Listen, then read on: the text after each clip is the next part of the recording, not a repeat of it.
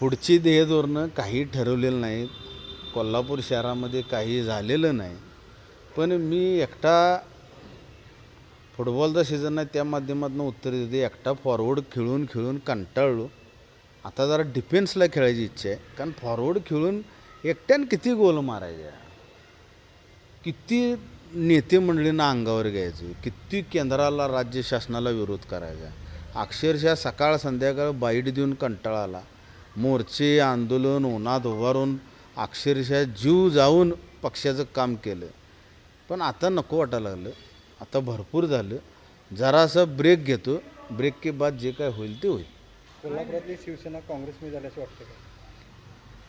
कोल्हापुरातली शिवसेना काँग्रेसनं चालवायला घेऊन कमीत कमी 5 वर्ष झाली.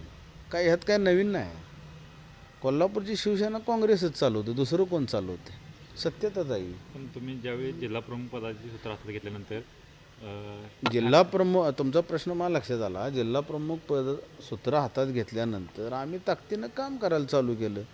पण एक लक्षात घ्या साहेब, फुटबॉलची टीम खेळताना किमान 10 खेळाडू लागतात.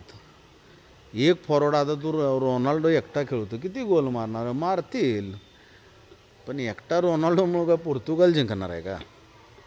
आणि कष्ट करायची माझी अजूनही तयारी आहे.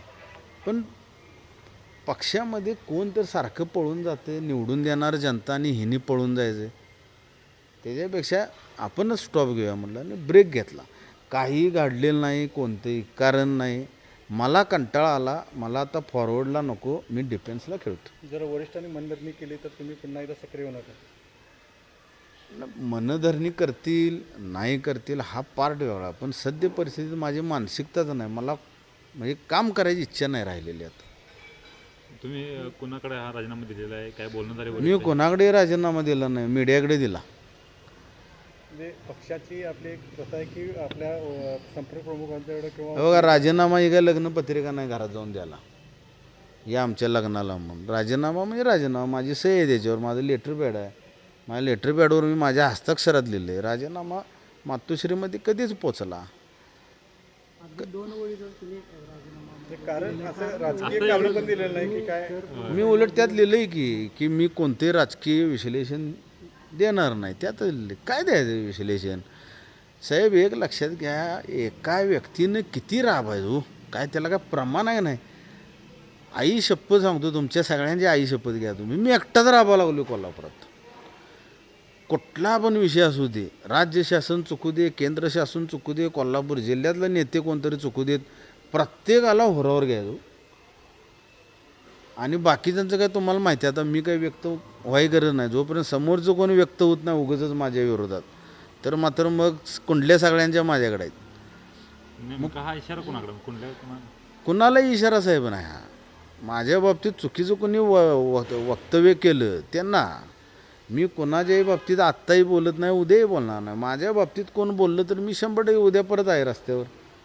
मला काय शिवसेना पक्षच पाहिजे असं नाही. माझा मित्रपरिवार एवढा मोठा आहे, मित्रांचं प्रेम माझ्यावर इतकं आहे की आणि परत आम्ही 100-200 जण रस्त्यावर आहोत.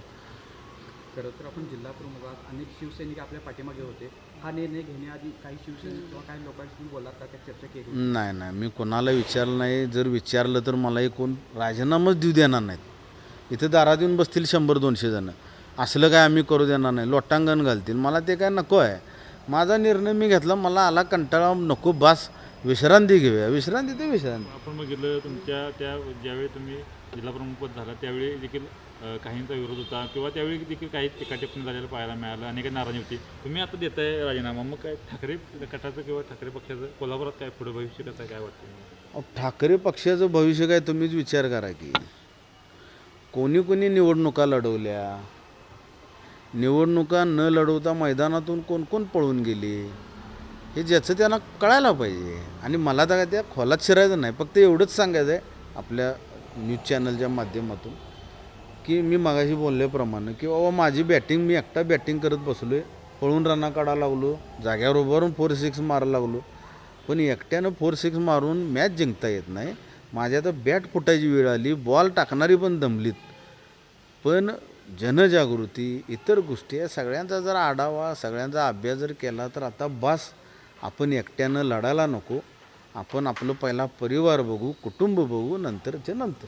राज्यात देखील ठाकरे गटाची अशी अवस्था आहे, कोल्हापुरात देखील अशी अवस्था आहे. मग तुम्हाला तुमची नेमकी कोणावर नाराज आहे? स्थानिक नेते व वरिष्ठ तुम्हाला नेमकी कोणाची मदत झाली नाही, काय झालं नाही? तुम्ही नाही माझी नाराजी कोणावरही नाही. म्हणजे माझ्या बोलण्याचा भावार्थ इतकाच आहे की कशाला कोणावर नाराज होऊन मी बाजूला जाणारा माणूस आहे काय.